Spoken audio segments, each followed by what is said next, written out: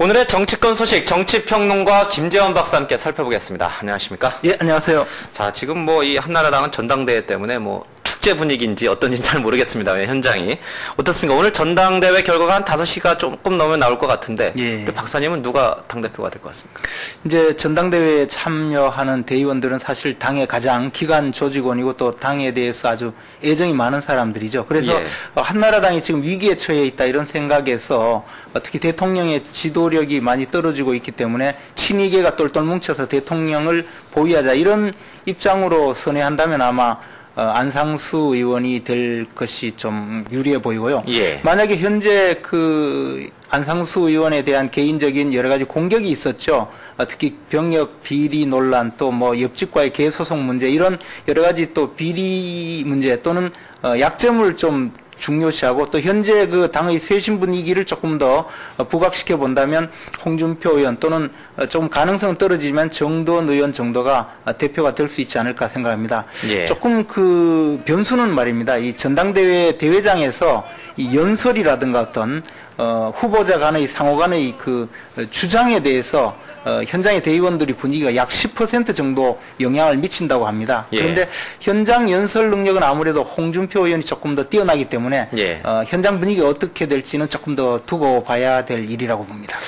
홍준표 후보와 안상수 후보 간의 얘기 좀 지켜보셨을 텐데. 조금 봤습니다. 한치의 양보가 없더라고요. 서로 너무 심하게 이렇게 물고 물리는 그런 혈전을 보는데 그렇기 때문에 오히려 어느 후보가 되든 이 상처뿐인 영광이 되지 않겠느냐 하는 그런 우려도 지금 있습니다. 그래서 이 당내 경선이 사실은 어느 정도 금도를 두고 또 어느 정도 일정한 룰을 지켜가면서 하는 것이 필요하고 더군다나 이것이 딴 당내 경선도 아니고 당의 대표를 뽑는 그런 당내 경선인데 조금 좀 약간 지나치다 이런 생각을 좀 하긴 했습니다. 그런데 지금 불거져 나오는 이야기가 사실 또 국민들 입장에서 보면 상당히 또 어떻게 절망적인 그런 분위기로 갈 수 있는 그런 이슈이기 때문에 한치 양보도 없지 않는가 그런 생각을 했습니다. 예. 이 집권당의 대표가 될 분들이 지금 대통령이나 총리까지도 병역을 필요하지 않았다라고 하는데 또 병역 미필 이야기가 나오는 것에 대해서 국민들이 상당히 집중하지 않을 수 없는 그런 이슈였습니다. 예. 어떻습니까? 이제 오늘 당대표를 뽑게 되고 지도부가 선출이 되면은 이 7.28 재보궐선거를 치르는데 그 7.28 재보궐선거의 선거 결과가 이번 지도부의 책임이 있다 없다를 논할 수 있는 수준까지 될까요? 어떻게 보십니까? 아무래도 지금 보궐선거 문제를 한나라당 지도부의 일부 의원들의 이야기를 들어봐도 지금 한 군데 외에는 다 지겠다라는 이야기가 나올 정도로 상당히 분위기가 좋지 않는 상황에서 현재 새로 뽑히는 지도부가 힘을 제대로 발휘하기도 전에 선거가 끝나버리기 때문에 이 지도부의 책임을 묻기는 좀 어려울 것 같습니다. 또 특히 이제 은평을구의 이재호 전 의원이 출마한 이 은평을구 선거구가 가장 어떤 주목을 받고 있고 그 지역의 승패 여부가 이번 보궐선거의 영향력 문제에서 가장 주목되는 그런 상황이라고 할 수 있는데요.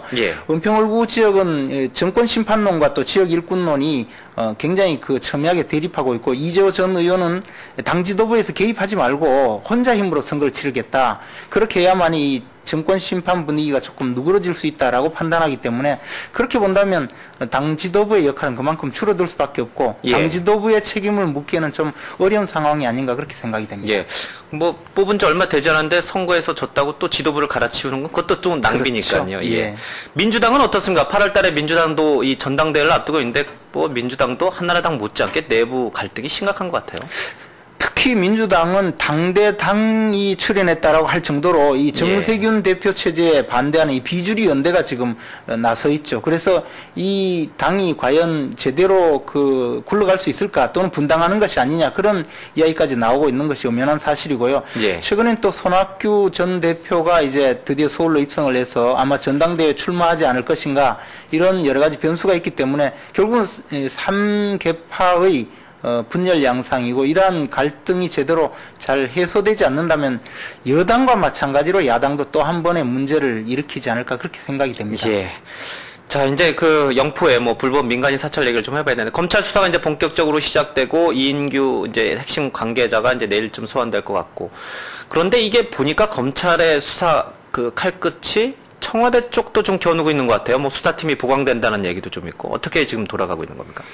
사실 지켜보는 입장에서는 과연 이번의 그 소위 영포라인의 어떤 그 국정농단 사례라고 볼 수 있는 예. 이 공직윤리지원관실의 민간인 사찰 문제를 이 불편한 진실을 과연 검찰이 어느 정도 밝혀내서 국민들로부터 어느 정도 의혹을 해소할 것인가라는 것이 앞으로 집권 후반기에 있는 이명박 정부가 가는 어떤 정권의 흐름에 상당한 영향을 미친다고 봅니다. 문제는 과연 검찰이 어느 정도 어떻게 국민들의 의혹을 해소할 정도의 수사 결과를 내놓을 것인가 하는 것인데요. 지금까지 검찰 수사에서 드러난 여러 가지 이야기를 종합해 본다면 검찰이 그 압수수색을 통해서 공직윤리지원관실이 지난번에 문제가 된 이 김종익 씨 관련 사건 이외에도 여러 가지 민간인 사찰에 개입했다라는 정황을 포착했다고 합니다. 예. 또 그리고 그러한 과정에서 개입된 직원이 좀 더 있고 특히 그 사적인 라인을 통해서 보고된 그런 정황도 파악을 했다 이런 보도가 나오고 있는데 만약에 그렇다면 이것이 단순히 김종익 씨 개인에 대한 어떤 기본권 침해 문제가 아니라 정권 차원에서 크게 문제가 될 수 있는 소지가 있다 이렇게 보여지고 예. 특히 그 민정수석실이 아닌 고용노사비서관이 이 문제에 개입했다는 것 자체가 국가의 어떤 국정 기조를 국가의 어떤 명령 체계를 좀 예. 흔들어 놓은 것이 아니냐. 더군다나 이 사적인 라인으로 이런 일이 벌어졌다면 결국은 국정농단이다 이렇게 할 수밖에 없기 때문에 궁극적으로 예. 이 청와대에 조금의 그 수사가 확대되는 것을 피할 수 없다고 보여집니다. 예. 문제는 지금 이명박 대통령의 지도력이 떨어질 대로 떨어진 이 상황에서 이런 일이 벌어진다면 과연 이 정부가 어떻게 반응을 할 것인지 그래도 엄정한 수사를 공언하고 끝까지 파헤칠 수 있을 것인지 또는 조금 그 수사를 중간에 좀 마무리해야 할 것인지를 국민들은 상당히 좀 걱정스럽게 지켜보고 있는 것이 엄연한 지금 현상이라고 보여집니다. 뭐 사실 관계는 이제 확인이 돼야겠습니다만은 이제 그렇게 불법 사찰을 지휘하고 지시한 게 맞다고 하면 그분들이 공직윤리를 위반했으니까 그분들이 스스로를 좀 조사를 해야 되겠군요.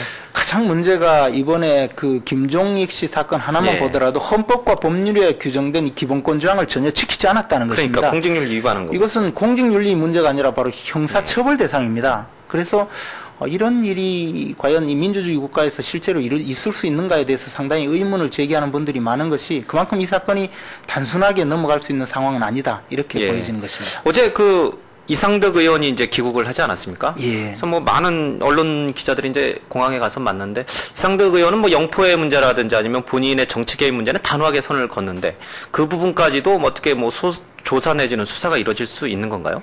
그런데 지금 문제가 사실 이상덕 의원이 개입했다라는 어떤 정황이나 예. 단서는 전혀 나오지 않고 있고 다만 어떤 권력투쟁 내지는 또 국정농단의 한 축으로서 박영준 총리실 예. 차장의 문제가 있고 이 박영준 차장이 결국 이상덕 의원 사람이다. 이렇게 해서 결국 이상덕 의원까지 연루가 되고 있는 상황입니다. 그래서 이상덕 의원 개인에 대해서 이 사건이 영향을 미치거나 하진 않겠지만 예. 궁극적으로 여당 내의 권력투쟁의 한 축인 박영준 차장에 대한 문제가 불거지면 그것의 또 책임이 도의적 내지는 정치적 책임의 문제로 이상덕 의원의 문제가 제기되지 않을까 그렇게 보여집니다. 예. 뭐 검찰 조사가 진행되고 있지만 야권은 뭐 검찰 조사 가지고는 만족할 수 없다. 자칫하면 특검까지 가겠다 그런 입장인 것 같은데 이 특검까지 갈 수도 있겠네요. 이것이 이제 아까도 말씀드렸지만 상당히 불편한 진실인데요. 예. 이 2008년 7월에 그 구성이 되어서 현재까지 이어온 이 공직윤리지원관실이 과연 김종익 씨 한 사람 사건만 저지르고 나머지는 전부 온전하게 예. 헌법과 법률을 지키면서 공직기강 업무에 충실했겠느냐에 대해서 회의적인 시각이 많은 것이고 그와 관련된 여러 가지 제보라든가 또는 여러 가지 소문이 사실 횡행한 것도 엄연한 사실이거든요. 예. 그렇게 된다면 이것이 야당이 수집한 자료라든가 또는 야당의 접수된 제보의 양은 어마어마한 것이고 과연 검찰 수사를 통해서 그러한 모든 것을 밝혀내기는 어려운 단계에 갈 것이기 때문에 예. 야당 입장에서는 당연히 특검 또는 국정조사를 요구할 것입니다. 문제는 그것을 국민들이 어떻게 판단하느냐의 문제인데요. 쉽게 그 야당의 주장을 그냥 덮고 넘어가기에는 조금 검찰 수사가 미진할 수밖에 없는 것이 아닌가 이렇게 생각이 듭니다.